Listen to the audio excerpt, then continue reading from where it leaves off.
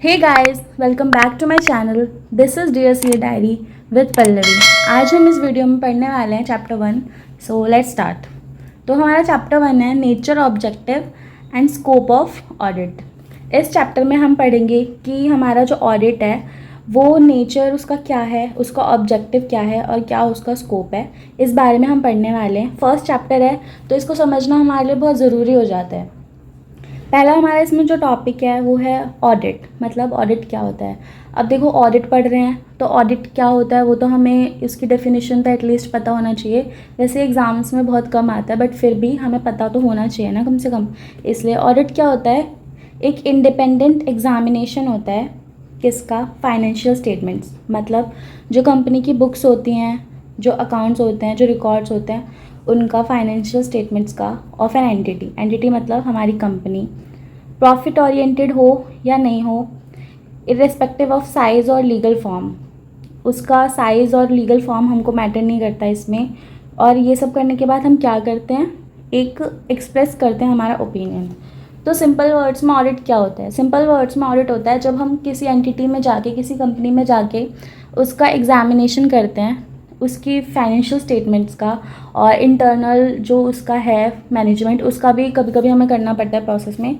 But audit में हम सिर्फ ये बोलेंगे कि इंडिपेंडेंट एग्जामिनेशन जब हम करते हैं फाइनेंशियल स्टेटमेंट्स का तो उसको हम कहते हैं ऑडिट। और हमको ये मैटर नहीं करता उसमें कि वो प्रॉफिट ओरिएंटेड है या नहीं है, और उसका साइज़ क्या है, लीगल फॉर्म क्या है बिज़नेस का। और ये सब हम क्यों करते हैं?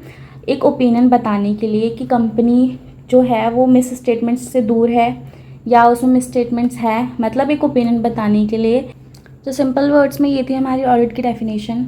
अब उसके बाद में हम पढ़ रहे हैं तो हमारा दूसरा टॉपिक वो क्या है कि हमारी जो कंपनी की फाइनेंशियल स्टेटमेंट्स हैं वो किसी को मिसलीड नहीं होनी चाहिए, ठीक है। और हमारा जो ऑडिटर होता है उसको ये इंश्योर करना चाहिए कि जो मिस स्टेटमेंट्स है कंपनी की वो मिसलीडिंग नहीं होनी चाहिए और बिल्कुल सही होनी चाहिए। वो एक ऑडिटर कैसे इंश्योर करेगा वो हम इस चैप्टर में पढ़ने वाले हैं, मतलब इस टॉपिक में पढ़ने वाले हैं, ठीक है। तो पहला हमारा जो पॉइंट है वो है account shawl be prepared in reference to entries in books. जो हमारे अकाउंट्स बन रहे हैं वो उन रेफरेंस में बनना चाहिए जो एंट्रीज़ हमने बुक्स में डाली हैं, जो कि ऑब्वियस सी बात है, जो हम एंट्रीज़ करेंगे उसी हिसाब से हमारे अकाउंट्स बनेंगे, ठीक है। जैसे पहले हम जर्नल करते हैं ना, तो जर्नल एंट्रीज़ की यहाँ पे बात हो रही है। उसके बाद है अब बुक्स में एंट्री, ठीक है। अब हमने क्या पढ़ा था कि जर्नल एंट्रीज़ जो हम करते हैं उस हिसाब से हमारे अकाउंट्स बनने चाहिए। अब जो जर्नल एंट्रीज़ है, ठीक है, वो कैसी होनी चाहिए, वो कब करनी चाहिए और क्यों करनी चाहिए। तो इसका पॉइंट है, सेकंड पॉइंट हम पढ़ रहे हैं, supported by sufficient and appropriate evidence. जब कोई भी अगर हम जर्नल एंट्री कर रहे हैं हमारे बुक्स में तो उसका हमारे पास एक अच्छा खासा उसके बिल्स होने चाहिए। अगर परचेज़ की एंट्री हो रही है तो इनवॉइस होना चाहिए, है ना। सेल्स की एंट्री हो रही है तो इनवॉइस होना चाहिए। ऐसे बिल्स होने चाहिए हमारे पास, मतलब प्रॉपर एविडेंस होना चाहिए कि वो ट्रांजैक्शन सही में हुई है या नहीं हुई है। थर्ड है हमारी, none of entries should be omitted. कोई भी एंट्री हमें भूलनी नहीं है, हमको सारी की सारी एंट्रीज करनी है। ये है एंट्री के 2 पॉइंट्स। ये था हमारा कि अकाउंट्स कैसे होने चाहिए, उसका एक पॉइंट। अब हमारा पढ़ने वाले हैं हम 4th पॉइंट। वो किसके बारे में है? वो है हमारा अकाउंट्स के बारे में। मतलब अकाउंट्स के अंदर जो हमारी इन्फॉर्मेशन होती है, ठीक है, इन्फॉर्मेशन कैसी होनी चाहिए? Clear and unambiguous. मतलब क्लियर होनी चाहिए वो इन्फॉर्मेशन, और अनएम्बिगुअस मतलब पूरी होनी चाहिए और हमें वो ठीक से समझ में आनी चाहिए। सेकेंड पॉइंट है हमारा, should be properly classified disclosed as per AS. अच्छे तरीके से क्लासीफाई होनी चाहिए, डिस्क्लोज होनी चाहिए एएस के हिसाब से, अकाउंटिंग स्टैंडर्ड्स के हिसाब से हमारी सारी की सारी जो इन्फॉर्मेशन है वो क्लासीफाई और डिस्क्लोज होनी चाहिए। अब हमारा 6th पॉइंट है कि ट्रू और फेयर व्यू होना चाहिए ऑपरेशनल एसेट्स और लायबिलिटीज़ का। मतलब अकाउंट्स में ट्रू और फेयर व्यू होना चाहिए, अकाउंट्स जो हमारे बन रहे हो उसमें इन्फॉर्मेशन का, वो ये इसका सीधा सीधा मतलब, ठीक है। तो 6th पॉइंट्स हमारे क्या क्या थे? पहला था जो हमारे अकाउंट्स हैं, ठीक है, जो हमारी अकाउंट्स बन रहे हैं वो बुक्स में जो एंट्रीज़ हो रही है उसके हिसाब से बनने चाहिए, उसका रेफरेंस से बनने चाहिए। सेकेंड है, हमने एंट्री के बारे में पढ़ा था, एंट्री हमारी ओमिटेड नहीं होनी चाहिए, कोई भी एंट्री हमें छोड़नी नहीं है, सारी करनी है।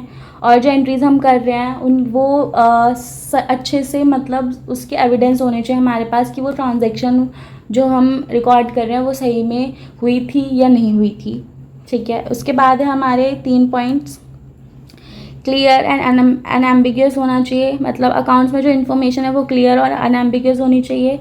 उसके बाद में 5th point, should be properly classified disclose as per AS, जो हमने अकाउंट में इन्फॉर्मेशन डाली है वो अच्छे से क्लासीफाई होनी चाहिए, डिस्क्लोज होनी चाहिए एएस के हिसाब से।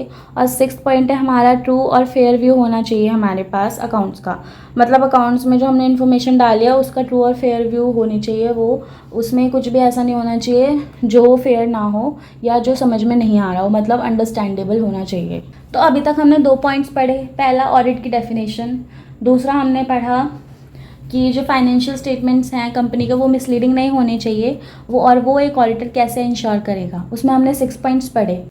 अब हम पढ़ने वाले हैं ऑब्जेक्टिव ऑफ ऑडिटर, मतलब एक ऑडिटर के क्या क्या ऑब्जेक्टिव होते हैं जब वो एक कंपनी की ऑडिट करता है, मतलब उसका क्या क्या मोटिव होता है, क्या क्या उसके मेन पॉइंट्स होते हैं जिन पे उसको ध्यान देने की ज़रूरत है।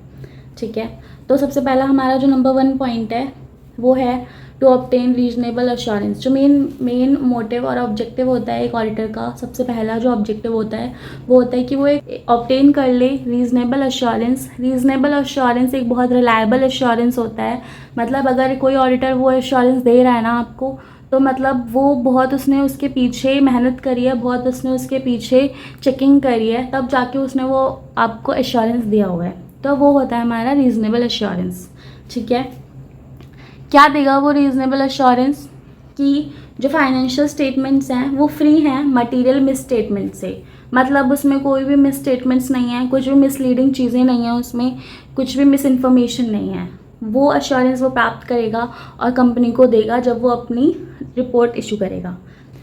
सबसे पहले ऑडिटर क्या करेगा, रीजनेबल एश्योरेंस लेगा, ऑब्टेन करेगा अपने पास कि कोई भी उसमें मिस स्टेटमेंट नहीं है, कोई भी मिस इन्फॉर्मेशन नहीं है हमारे फाइनेंशियल स्टेटमेंट्स में, मतलब कंपनी के फाइनेंशियल स्टेटमेंट्स में।